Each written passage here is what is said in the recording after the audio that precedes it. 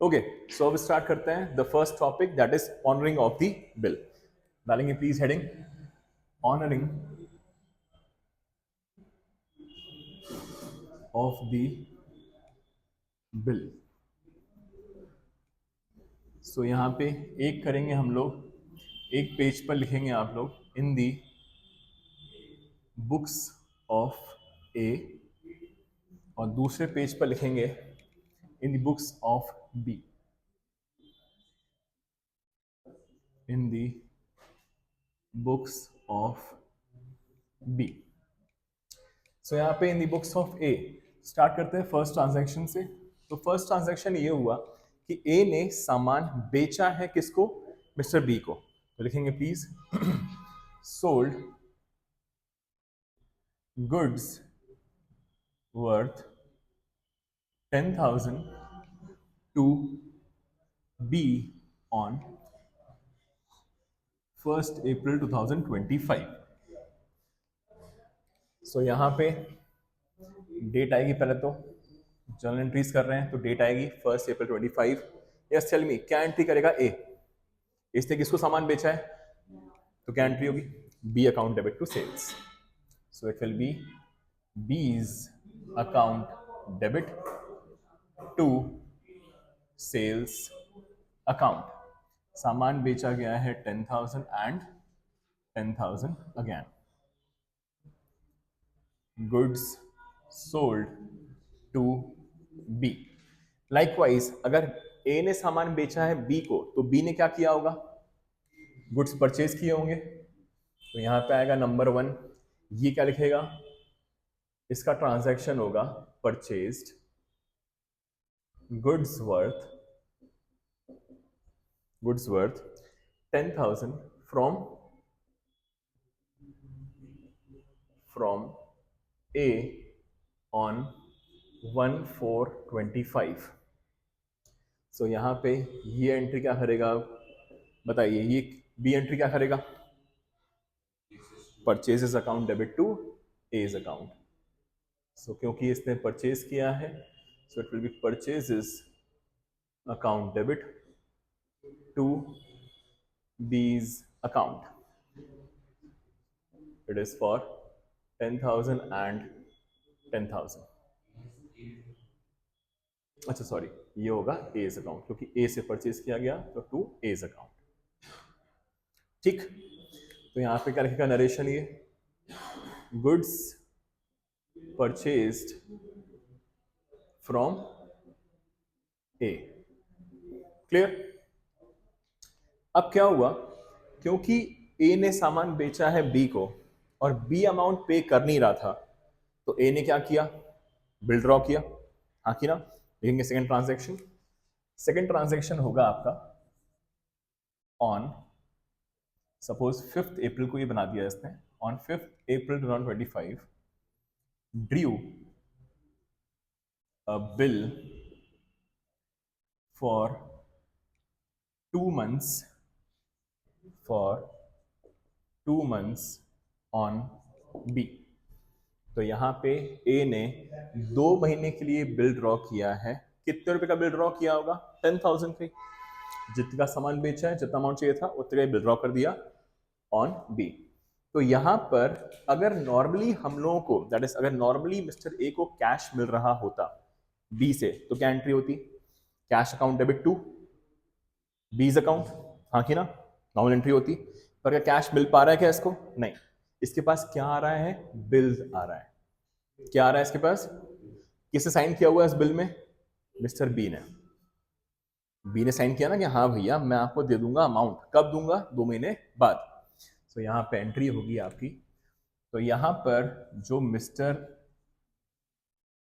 ए होता है, जो ड्रॉअर होता है, इसके पास जो बिल आता है, that bill is known as bills receivable. So it is bills receivable account debit, and from whom, to B's account. तो आपके पास कैश ना आकर क्या आ गया, आपके पास एक बिल आ गया। सो यहाँ पे amount will be 10,000 and 10,000 received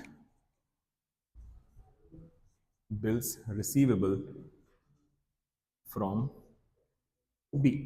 तो बी से हमारे पास क्या आ गया, एक बिल्स रिसीवेबल आ गया। Is that clear? रिसीवेबल क्यों है? क्योंकि पैसे मिलने बाकी हैं, मिलने वाला है। किससे मिलने वाला है? बी से। लाइकवाइज बी के लिए क्या होगा? ये बिल्स पेएबल, क्योंकि बी को बिल पे करना है। तो यहां पे आएगा number 2, so it will be on 5th April 2025 accepted. तो वहां पे उसने क्या किया था? ड्रॉ किया था। यहां पे क्या आ जाएगा? Accepted the bill drawn by A for 2 months। तो इसने बिल एक्सेप्ट कर लिया जो बनाया गया था। कितने महीनों के लिए? 2 महीनों के लिए। Is that okay? सो अगर ये कैश पे कर रहा होता टू ए, तो एंट्री क्या करता है? ये A's account debit to cash. पर क्या इसने कैश दिया क्या? नहीं। तो A's account debit to bills payable. अच्छा, यहां पे बिल्स रिसीवेबल डेबिट क्यों हुआ है? क्योंकि bills receivable is basically the asset. Bills receivable asset है, लिख लेंगे प्लीज इसको ब्रैकेट में आपके नॉलेज के लिए। और यहाँ पे बी को डेबिट क्यों किया गया था? क्योंकि यहाँ पे बी को बनाया गया था डेटर। तो बी से अब मिल गया बिल्स रिसीवेबल, तो बी को क्रेडिट कर दिया और उससे बिल आ गया। लाइकवाइज यहाँ पे ए को उसने क्रेडिट क्यों किया था? तो इसने बनाया था इसको अपना एक क्रेडिटर। ठीक, ये सब लिख लेंगे ताकि बस याद रहे चीजें आपको। नेक्स्ट, अब एक्सेप्ट किया है the bill drawn for 2 months। तो यहां पे एंट्री होगी on 5th April 2025, that is account debit to what? To bills payable account. Again the amount will be how much? 10,000 and 10,000. Clear? तो यहां पे आएगा accepted the bill, accepted the bills payable। अब यहां पे बिल्स पेबल को credit क्यों किया गया? बिकॉज ये क्या है हमारे लिए? ये है एक liability. This is a liability. Is that okay? समझता है यहां तक? बढ़िया। तो ये हो गया। Next number 3।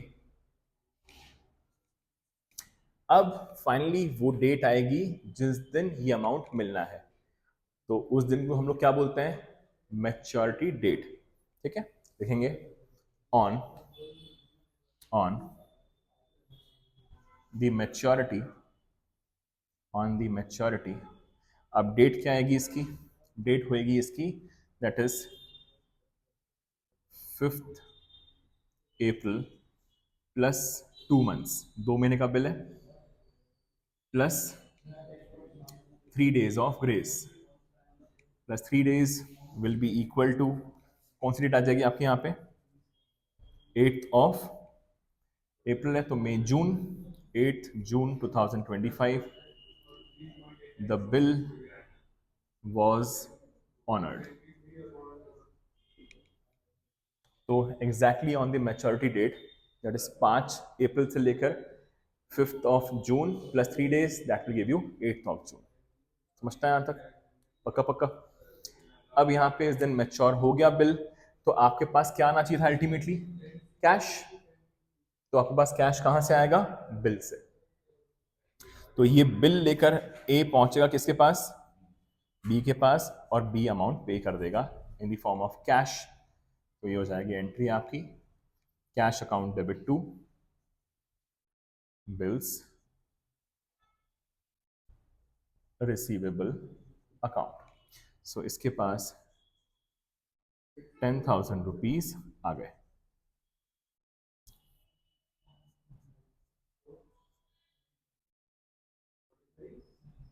Bill honoured. तो ये हो गया आपका ऑनर्ड। क्लियर? ठीक है। अब अगर यहां तक क्लियर है, सो यहां पे थर्ड ये क्या करेगा? On the maturity on the maturity, that is किस डेट को, 8th of June 2025, the bill was honored. इसने बिल ऑनर कर दिया, इसने पे कर दिया, इसके पास से कैश जाएगा. So entry will be on the 8th of June 2025. Yes, to cash, correct. Bills payable account debit to cash account 10,000 and 10,000. ये खत्म हो गया आपका first scenario, that is bill honoured. ठीक है, this was the first topic. यहाँ पे लिख देते हैं हम लोग रोमन नंबर 1. तो this was Roman number 1, honouring of the bill. तो दोनों की बुक्स में हम लोग एंट्री देख लिए कि क्या एंट्री होती है. ठीक है, एग्जामिनेशन में हो सकता है कि दोनों की बुक्स में आ जाए या तो किसी भी एक की बुक्स में आपके पास आ सकता है. क्लियर. अब आते हैं सेकंड सिनेरियो पे, रोमन नंबर 2. लिखेंगे प्लीज.